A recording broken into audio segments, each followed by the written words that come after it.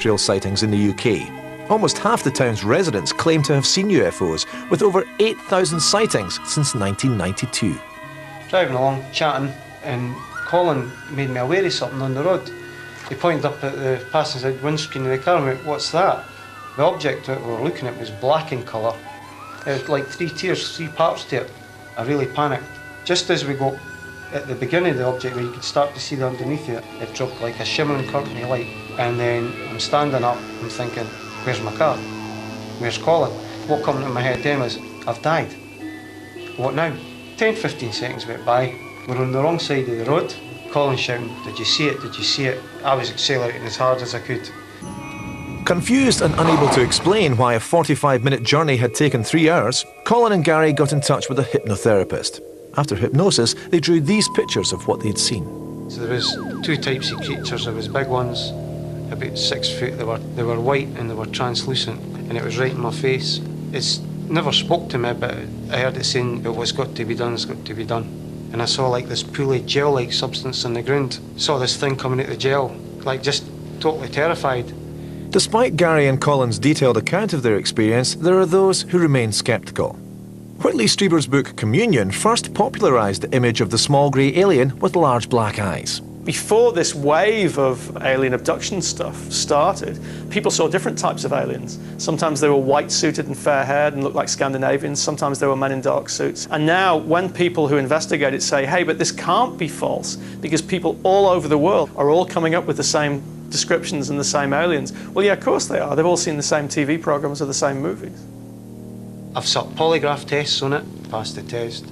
What me and Colin saw, if we saw a bad accident, a murder, a robbery, in a court of law, our testimony would stand good. I know what I saw. People can laugh and think what they want, but I would like people to live in my shoes for a wee while.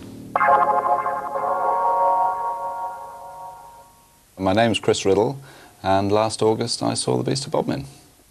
The mysterious cat known as the Beast of Bodmin Moor has been sighted more than 60 times since 1983. There is a beast. I've seen enough circumstantial evidence to believe there is a beast. Whether it's paw prints in golf club bunkers, scratch marks, 10, 12 foot up trees, things like that. It does exist. Well, I was on Bodmin Moor, 4 adults, myself, my wife and 2 friends. We suddenly realised there was quite a large black cat, and my first recollection really was the fact that it was an absolutely beautiful, deep, glossy black. And I would think between 5 and 6 feet long, perhaps 18 inches to 2 feet high, so it was quite a large animal. What we have here is the cutout of a black leopard. It's the minimum size for an adult black leopard, and the purpose of having this cutout is so that if we get sightings, we can go out and get the witness back in their original position, put this or a cutout of domestic, now we have here the skeleton of a domestic, in the position of the animal that was seen, and just confirm whether they may have seen a large domestic or whether they may have seen a black leopard.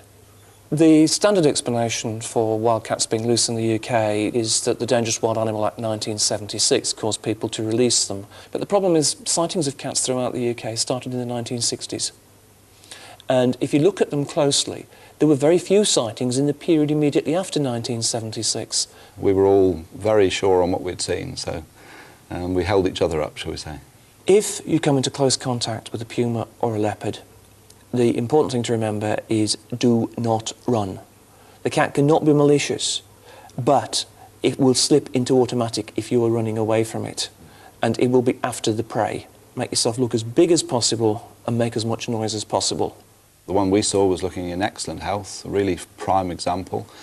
I think it's strange that perhaps one hasn't been hit on the road or found dead somewhere, but again, I suppose it's a wild animal, it's a very clever animal, and it wouldn't react in perhaps the way we're used to more domesticated animals reacting that we know every day. But it is strange that nothing more definite has ever been come across, but I know what my opinion is.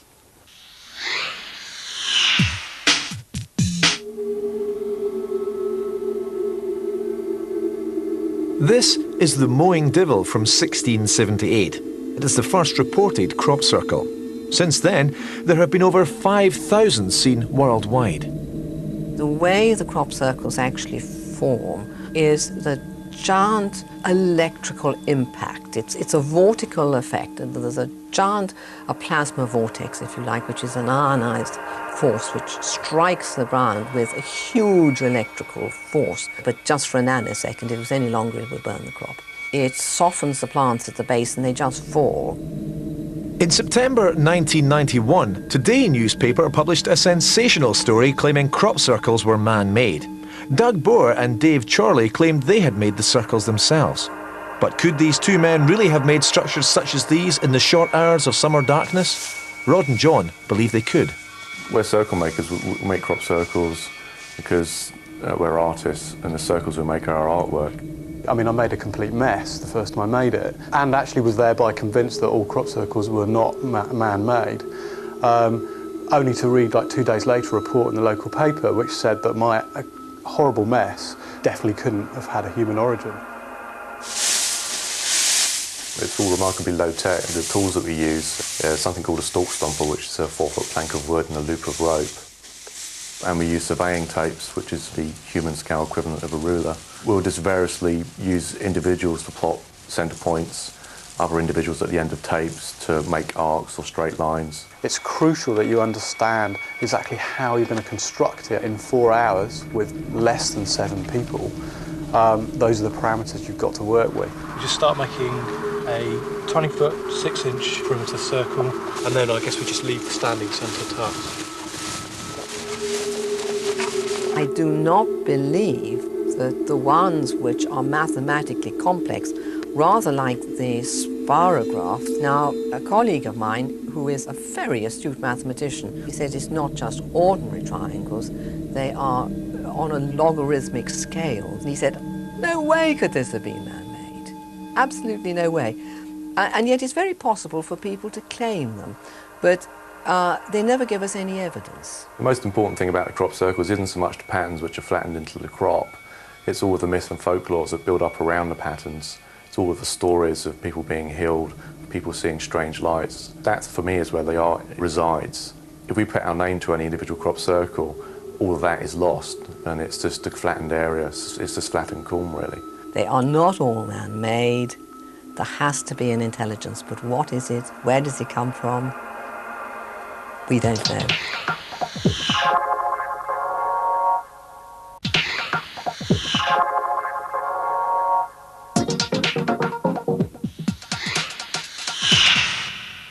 Well, I personally think that déjà vu is a real experience from a past life.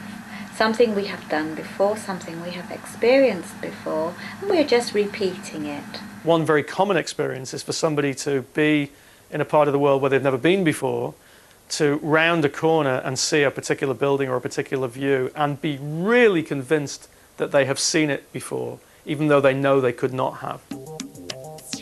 One theory of how that can happen is that you see the image. It's immediately put into your short-term memory, and basically the brain pulls it back out again of short-term memory and thinks it's coming out of long-term memory. I get déjà vu, and I personally look at that as maybe a future life. So I have done it before in the future, but I've now come back into this life, so I'm looking at this life from a future life. So in effect I'm in my past life, but I've done it before in the future.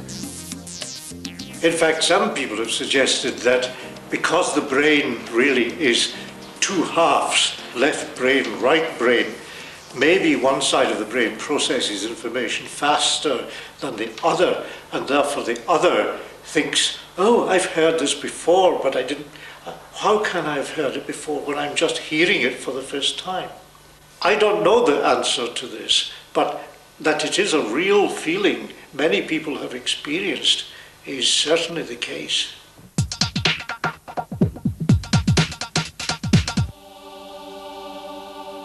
An exorcism is a religious act for driving the devil or evil spirits out of a possessed person, place, or thing. Even today, every diocese of the Church of England has their own exorcist. In 1951, the government repealed the Witchcraft Act. Before that, it was illegal to consult mediums, fortune tellers, or dabble in seances. In recent times, because more people have begun to dabble with the Ouija boards, we're getting a lot more phenomena and a lot more people screaming for help. I tend to work on logic, as it were, and also the credibility of the witnesses and the number of witnesses. You say, well, this really is happening. What's causing it? Because we don't want to be commanding evil to depart from the upstairs bedroom if, in fact, it's the new heating system that's making those footsteps, you know. We're making a fool of God, the church, and ourselves if we're involved in something which has a natural explanation. You may sometimes simply pray in a house that the peace of God will return, and that happens. Other times, you have to then command evil to depart. And you may then have to go on to a full-scale exorcism, which is normally a celebration of communion, praying for any people you know who are dead, who seem to be connected with the situation. I moved into the house in September. There was no problems, the house was lovely, you know, we were all settling in well. And then one night my daughter woke up crying, and she said that there was somebody stroking Samantha's head. She says it was an old man wearing a fisherman's hat, but eventually we got her settled, and she went back to sleep. A couple of nights later, the same thing happened again. And she was, you know, a little bit harder to settle that time. Shortly after that, we started hearing noises, footsteps.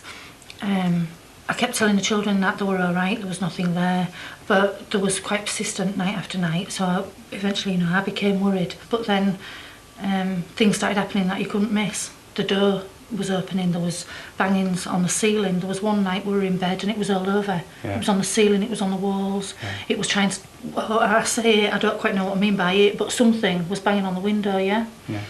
And they said objects have been moving about and various phenomena have been happening in it. The most disturbing one was a lot of blood on one of the walls. It was all over this side of the bedroom wall, and then when I closed the bedroom door and I came round, Matt, we have a portable TV, and I'm not kidding you, it was dripping in the stuff. Still dripping off the TV. And off the walls as well. And when we lifted the TV, there was a big pool underneath the TV. It's a phenomenon I've not actually met before. The worst time, we had an airing cupboard, there was the 4 bedroom doors and the bathroom door, and every single one of them was covered. Yeah. Dripping down. And it was literally congealing on the top of the skirting. There was pieces of concrete coming through an inner glass door and falling at the feet of the people in the room. This stone just came at me. It missed me by about that much. I was there when a light bulb suddenly exploded and scattered glass all over the place. I noticed that the loft trap door was open and got up on a ladder, stool steps, and locked it across with a bolt. Firmly, 2 bolts, and 5 minutes later the bolts were undone. I had to get out of there. Yeah. Do you know what I mean? Because I had every confidence. I really didn't think the night when a member of the clergy spent the night in the house with us, I didn't think anything had happened. And I was sat on the stairs while they were trying to get to sleep, and on my own I heard noises behind me, and then suddenly this door seemed to be kicked within inches of me, and it seemed to be getting more angry. I was frightened of an exorcism because I thought if it doesn't go after an exorcism, what then? There had been a suicide in the room where a lot of the phenomena occurred, so we prayed for the repose of his soul. Well, this isn't stop it. It became really severe, and we've been out the house now for 2 weeks. You know, at the end of the day, it's just not normal, is it? In 1917, Elsie Wright and Francis Griffiths photographed these fairies behind their house in Cottingley. Their father's friend, Sir Arthur Conan Doyle, who spent his royalties from the Sherlock Holmes books researching the paranormal, used these photos as proof that fairies existed. Almost 70 years later, Elsie and Francis admitted the photos were fake, but insisted they'd only recreated what they really saw. One person's dancing with the fairies is another person's alien abduction, is another person's ghost. Are we just looking at the same phenomenon, but just through the eyes of someone with different belief system?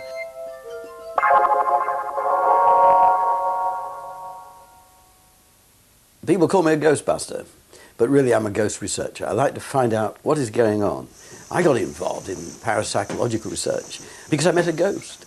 I mean, and that really concentrates your mind. I was sceptical, and I suppose most people are sceptical, which is very natural. So this is the way to the room that was closed up, yes. Sue, right? Yes, this is the door to the room that was closed up, and we've got footsteps walking on the floorboards, the length of the room, and behind this door. I think the next thing to do is to move across here, and there's all sorts of strange sounds, and go into the next room. I mean, this is most interesting. Well, this is Once you've eliminated the everyday, the mundane explanations, then you start looking for something which is more properly perhaps paranormal. And sometimes machinery can be useful for this.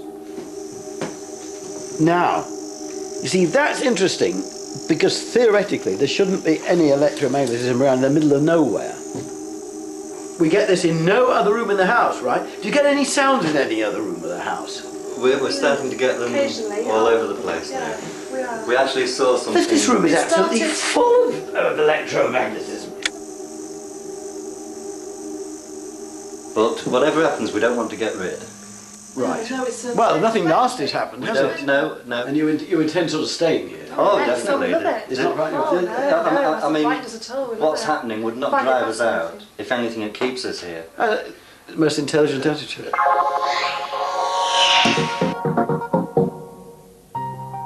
Good evening and welcome to Lancaster Castle.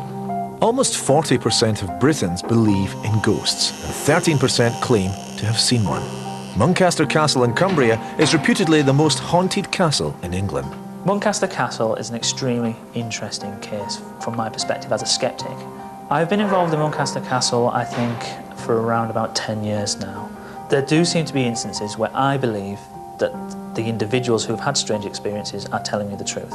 They believe that they saw or heard or experienced something. That doesn't necessarily make it real, but I do believe that we can, in this particular case, rule out fraud, fanciful imaginations. That leaves us with a very, very good case of actually getting at whatever apparitional experiences really are. Now I've got to introduce you to Thomas Skelton, the last fool of Muncaster. And he's certainly responsible for at least one of our ghosts because of the story that there was a carpenter who worked at Muncaster who fell in love with the young lady of the house. Tom lured the carpenter to the tapestry room, which is the room you're going to spend the night in. He plied him with drink, and when he finally was blind drunk, the carpenter fell asleep. Tom picked up the carpenter's own hammer and chisel, chopped off the carpenter's head with it, and then dragged the headless body downstairs. But what we do here is thump, thump, thump. But will Jen and Lindsay hear anything on their stay? Okay, well, here we are. This is where we're going to spend the night, we hope. I have never dared sleep in here on my own. One of the main stories is children crying. So if you hear children crying, you're into it, I'm afraid. I'm sure Tom will be looking after you tonight and perhaps playing a trick or two. Oh my God, I thought that was one of them kids crying. Is it an owl? A lot of the experiences at Muncaster differ from traditional experiences. A typical ghost experience is often corner of the eye phenomena. I saw something over there and quickly turned and it was gone. One of the things I noticed from interviewing many of the witnesses at the castle was that some of the experiences have been known to last for 20, 40 minutes, which is quite odd. When we first come in here, you were absolutely petrified, weren't you? I was terrified, because we've been looking at that picture of Tom the Fool earlier on. I'm sure I felt something touch my back. Nobody else in this part of the castle is there. Intuition, to me, is knowing something without knowing why you know it or how you got to know it. I'm a personal development coach working with a lot of business people, trying to help them to realise their full potential. I use the word gut feeling because they all recognise that and acknowledge that because they have it. It's very easy to let science and things that can be proven dominate our thinking. And I feel there is a place for our sense of things that we can't define by science. I'm sure everyone's experienced a situation where you're following a particular direction in life, but you have a gut feeling that it's not quite right for you. And if you ignore that gut feeling and then you follow it through, afterwards you think, I wish I hadn't done that. I knew I shouldn't have done that. And it's that knowing that I'm talking about people having access to and getting to know.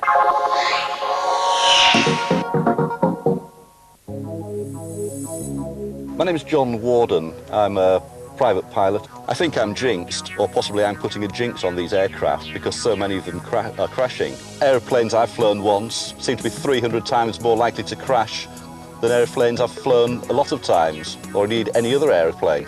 In general statistics, it's probably less than 1/10 of 1% of light aircraft which are crashed or are damaged in any one year. Of the aircraft I've flown, over 30% have been crashed, which is probably 300 times the average. Jinxes. If you look at a population, look at 60 million people in Britain. Most people have some good things happening to them and some bad things happening to them. But there's a statistical variation in all these things. So there's going to be a certain number of people who have 25 bad things happening in a row, and there's going to be people who have 25 good things happening in a row. The people who have the 25 good things happening in a row will think they're very charmed, lucky people. People who have 25 bad things happening will think they're jinxed. But it's just the statistics of events happening in a big population.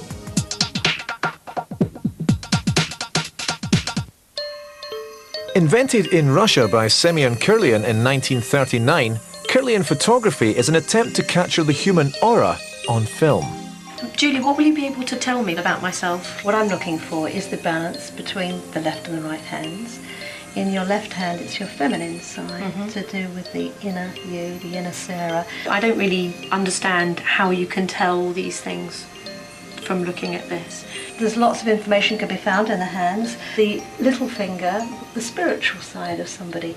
The ring finger with the creative side of somebody, and the index with the more logical managerial qualities, leadership, organisation. The important point is moisture, pressure, barometric pressure, how hard you push on the plate and so on, all influence the image. So if I put a bit of moisture on there, you'll see that that changes the nature of what I get here, and also in a similar way will change the nature of the Kirlian photograph. Are you somebody that has a lot of unfinished jobs around the house? Yes, possibly. Possibly. We're living in chaos at the moment anyway, which doesn't help.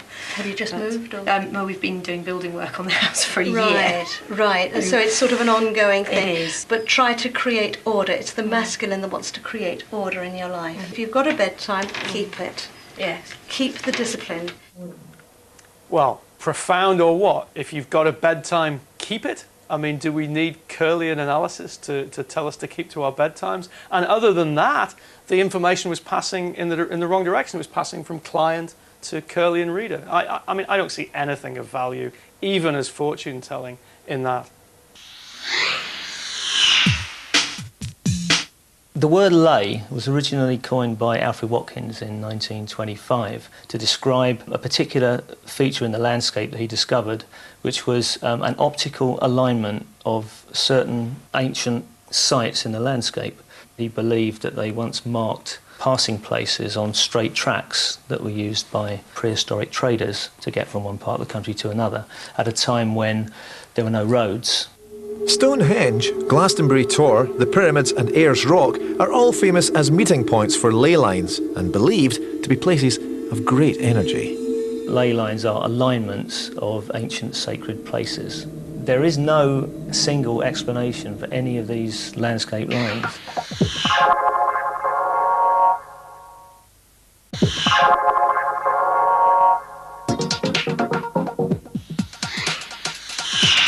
A miracle is something which is extraordinary, and that might be a healing, it might be a physical object doing something strange, it might be a religious phenomenon like stigmata, but people who witness the miracle or who hear about the miracle have to believe that it is something which is over and beyond the normal laws of nature. I've made a study over many years now of a curious religious phenomenon called stigmata.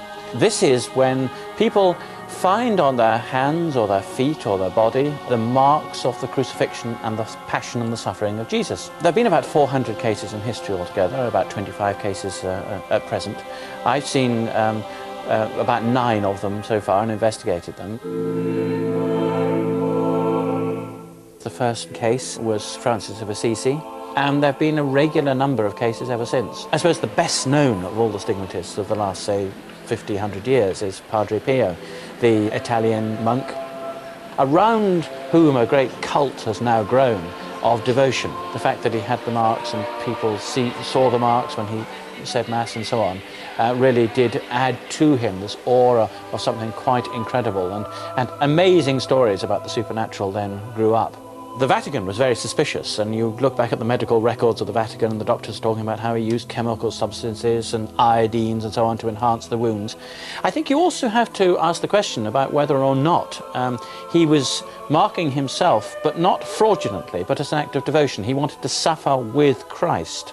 The thing about stigmata, which makes it almost unique amongst the miraculous claims, is that you can see it.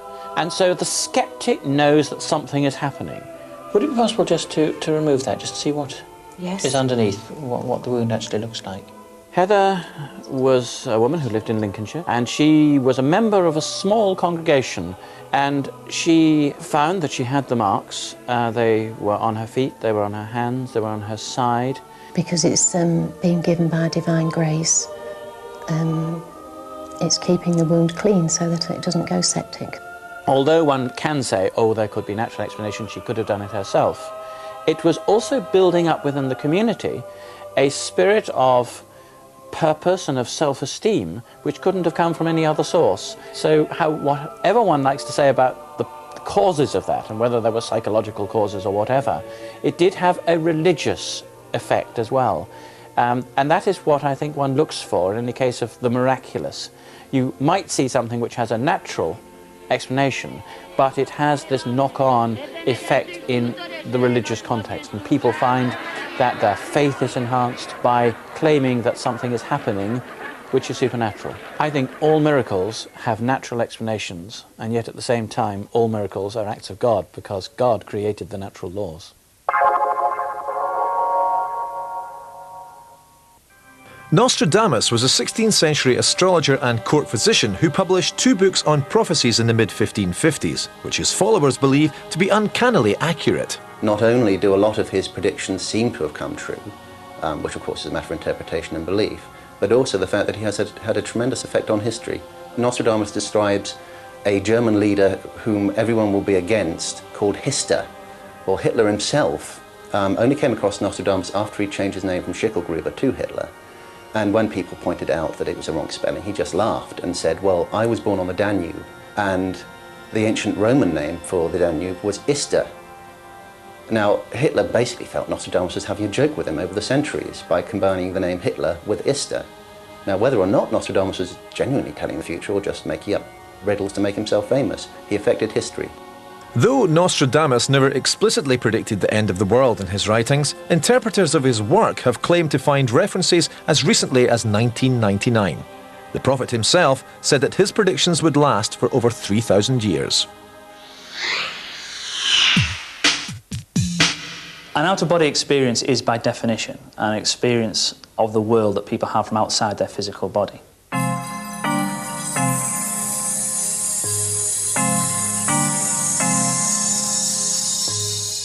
In September 1992, David Bremner had a heart attack on his first day off that year and was rushed to hospital.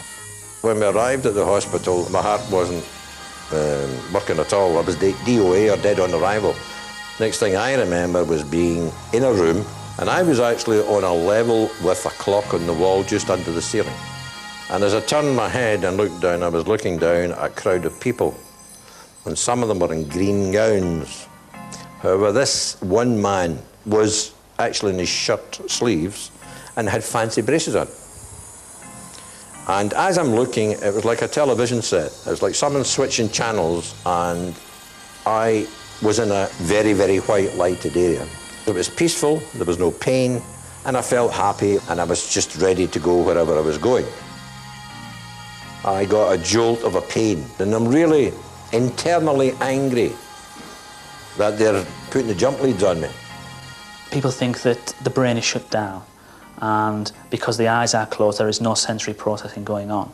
Nothing could be further from the truth, in fact. It takes a long time for the brain to start to shut down, like lights going off down a corridor, and while that is happening, various parts which are still very active become somewhat confused as it no longer has the information it usually relies on, and therefore I believe that it kind of throws out these random and strange experiences. The next thing I remember was coming around on Tuesday night, in intensive care. And the nurse said, I have to let the consultant know when you come round. And as he arrived, I recognised that this was the man with the fancy braces. And I was telling him a little bit about what had happened and that. And he seemed a bit disturbed about it. And he said, you couldn't possibly have known or seen what you saw because there was no life in you. And he said, and yes, there is a clock, just as you described. And yes, I do have fancy braces. He says, like that. In the classic near-death scenario, the doctors, the medics, may well have opened the eyes of the patient to have checked for any type of vital signs. And at that stage, who knows if the patient took in any information whatsoever in that particular situation or anything else that's going on around the patient at that time. I didn't talk about it for a long time. But I was convinced it was the Lord that was speaking to me.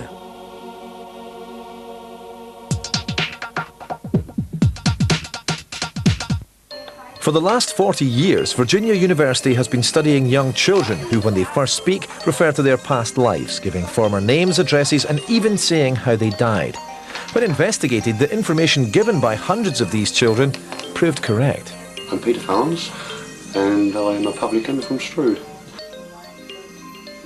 Peter believes that through déjà vu, he has caught glimpses of his past life and has come to Eleanor, a regression hypnotherapist, to see if he can discover more. So I'd like you to hold your hands out. Hold your hands out in front of you.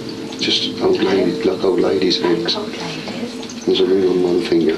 Tell me what's covering your arms. White lace, like a nightie. Take one of your hands and put it up to your hair. Just feel the texture of it. What does it feel like? White. Okay. And what I want you to do now is, if you look ahead of you, you can see there are 3 very steep steps. And those steps will bring you back into this room. Gently open your eyes, come back into this room, feel refreshed and alert.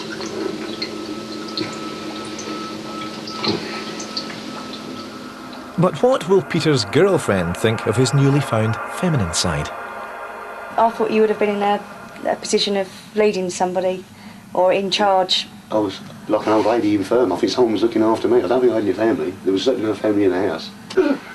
The actual belief in transmigration of souls is a difficult one to hold, I think, particularly because I don't think there's been mathematically anyway enough human beings for us to have, for everyone to have loads of past lives, because I mean even today the actual population is about the same as the amount of human beings who have ever lived.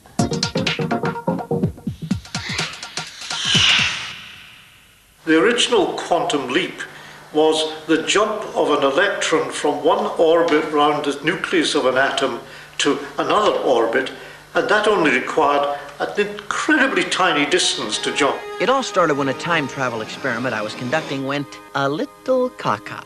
Quantum leap is a term that is used to describe something which is a tremendous breakthrough, a tremendous new gimmick. It is really nothing to do with time travel. The producers, the program Quantum Leap, simply wanted a good, innovative and attractive title for it, and so they couldn't just say travel in time, which nobody would have bothered about, but if they said Quantum Leap, then that was very attractive. Anyway, here I am, bouncing around in time, putting things right that once went wrong. People have often wondered, can you travel in time? And the point is that you do travel in time. You travel in time at a rate of 1 year per year. Oh boy. Located on the outskirts of Edinburgh, Rosslyn Chapel was founded in 1446 and took over 40 years to build. The chapel houses many mysteries. Some would suggest that we have the mummified head of Christ under the floor, the Holy Grail, whatever that may be, the Ark of the Covenant. There are many theories about Rosslyn, and none of them explained even now. The Grail, of course, is the cup of the Last Supper in a material cup, which had been used by Joseph of Arimathea to collect the blood of Christ from the cross at Calvary. In the old Scots language, Rosie Lynn means the red water. So Rosslyn and Rosie Lynn have much in common with ideas that the Grail in medieval literature and mythology had actually been hidden in a place from which the river had been stained red with the blood of Christ from the Grail. There's another avenue of thought, and that is that the Grail wasn't really a material cup. It was a sacred knowledge, something which in actual fact was passed through as a message. And it seems to me that in Roslin here, what we really have is that message. It's in the stone itself. I mean, in many ways, to me, the chapel is the Holy Grail. And the teaching and the meaning behind these immensely important carvings are really a coherent message, if only we could understand them. But we don't have the language, we don't have the key. I think we have still ended up with the situation that we started with, which is a beautifully unique carved building with no instruction book. So it still stays unexplained.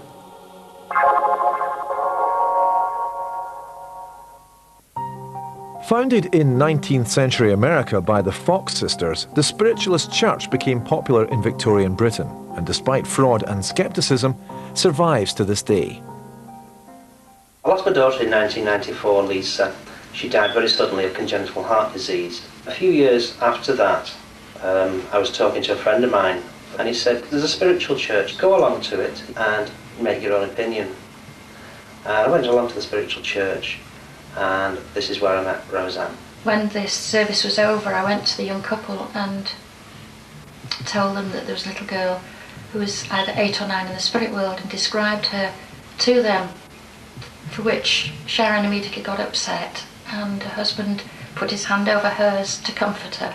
One of the main things that Roseanne did tell us is she could see Lisa with a tiara, and she said she's like a little princess. Now that was one of the names we used to say for Lisa, my little princess. She actually went into the school fair with this tiara on, and when Lisa did pass, one of the things that Sharon did for her is she put her wedding tiara on her to know that there is something else afterwards. That is a real big comfort. During the last 100 years, more than 20 planes and ships have met their doom in an area between Bermuda, Puerto Rico and Florida, the location known as the Bermuda Triangle. The Bermuda Triangle was looked into in quite a lot of detail. There was actually a book. And in fact, if you take into account the density of shipping, the number of flights that fly across that fairly busy part of the world, and you look at the number of ships and the number of planes that were lost, it's no different from any equivalent place anywhere else in the world. By focusing on 1 or 2 events, and actually even moving some events into the triangle that were outside the triangle, and then making them more mysterious than they were, we just got a whole mythology coming up about the Bermuda Triangle, but actually nothing more mysterious than happens anywhere else in the world where there is equivalent traffic. I work for the Ministry of Defence, and between 1991 and 1994 my job there was to research and investigate UFOs, to try and judge whether there was evidence of any threat to the defence of the country. There have been over 50 million reports of UFOs worldwide, and although over 95% of these have proved to be mistaken identification, that still leaves a large number unaccounted for. I think the UFO case that was most impressive, so far as I was concerned, was one that I investigated in March of 1993, and it involved a wave of sightings all over the country, but perhaps most impressively it involved 2 military bases. A guard patrol saw it at Cosford, and then the meteorological officer saw it at Shawbury. Now, he described to me a massive diamond-shaped craft flying very low over the base, and he said this thing was emitting a low-frequency humming sound and firing a narrow beam of light down at the ground. I launched a full investigation into this. We never got an explanation. This is a complete mystery, and this is involving a massive metallic-shaped craft operating quite freely in UK airspace. Having been to an air show where the stealth bomber came through, I can certainly see how it could have given rise to UFO sightings, because when you see it head on, what you see is just a really thin line of the wing, and you see the bubble in which the pilot sits. And so what you see is almost a classic kind of UFO edge-on picture. It could certainly give rise to a report of a UFO. What I would say to the complete skeptics is this. I've done this job officially for the government, and I've come across cases involving structured craft showing speeds and manoeuvres that we simply can't match, even in our prototypes, and are actually subsequently borne out by radar. So there is evidence to support the story.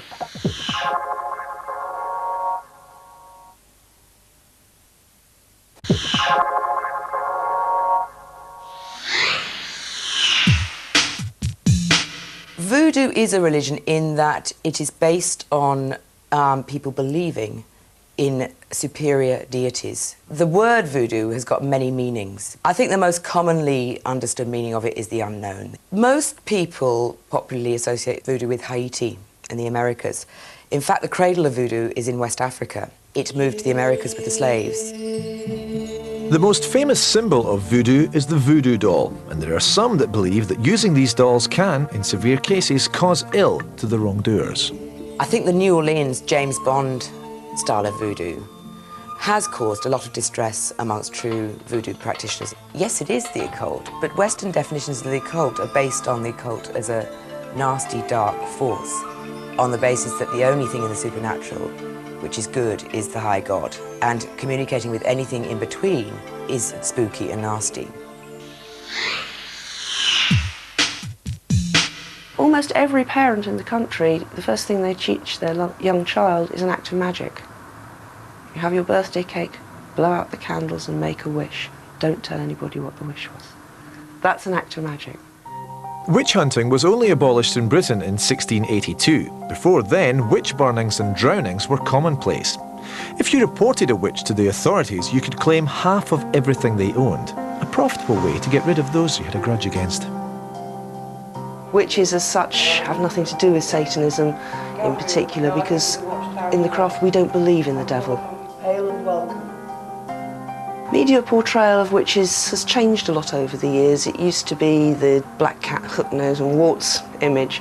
Nowadays with Sabrina and Buffy, and even to a certain extent with Harry Potter, it's portrayed as much more usual, but there's still that glamour element. In Buffy, the witch Willow, in fact, is much more true to form because she talks about the effort and the energy that needs to be put in. There is some basis of truth in many of the myths surrounding witches. They do have strong connections with nature, often keeping pets, such as cats. Merry meet, merry part, and merry meet again.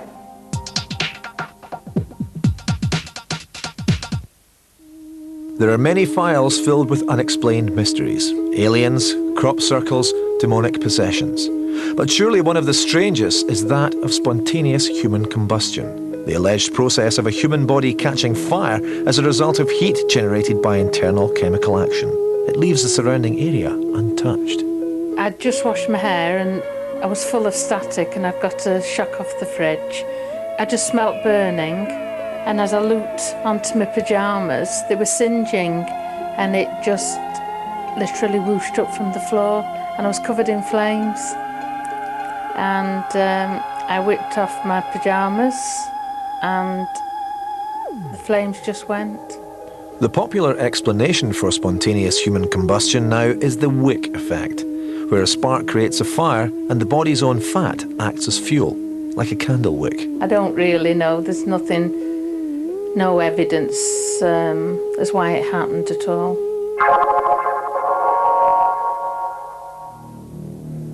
For hundreds of years, men have believed in the abominable snowman, a mythical ape-like creature. The difference between Bigfoot and Yeti, until we actually obtain two bodies to compare, would appear to be purely geographical.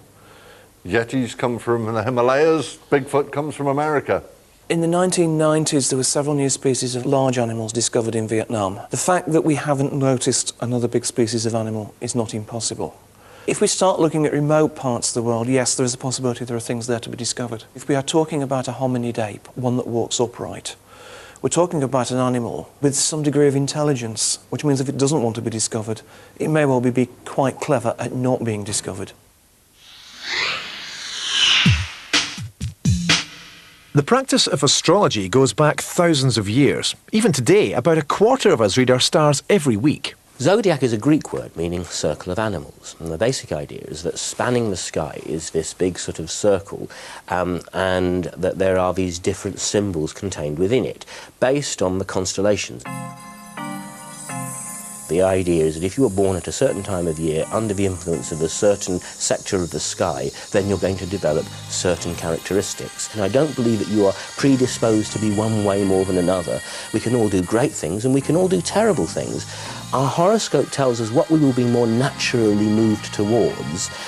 Circumstances then play their part, and free will plays its part. A useful tip is to read your star sign out to another person, but give them the impression that it was intended for them, but it's actually their star sign, and see if in fact they think that that description describes them as well as it described you. There are characteristics which you can kind of hurl at an entire group of people, but of course there is a myriad of diversity between different people born in the same country, and of course no two Geminis are going to be the same. And if you're saying, how does that work when you make a prediction then? The answer is, look, if the interest rate goes down in America, then I can kind of say, look, it's a good day for almost all Americans financially. Likewise, there are some astrological influences so powerful they will pretty much cover all Geminis, albeit in very different ways. There are things in heaven and on earth that we don't understand, that we're only just now beginning to get to grips with. The planets undoubtedly have a link to events on Earth. How much of it we can't escape and how much of it we have total power over is kind of a matter for great debate. But I can tell you that I'm very sure that if a person wants to, they can transcend any astrological influence on them ever.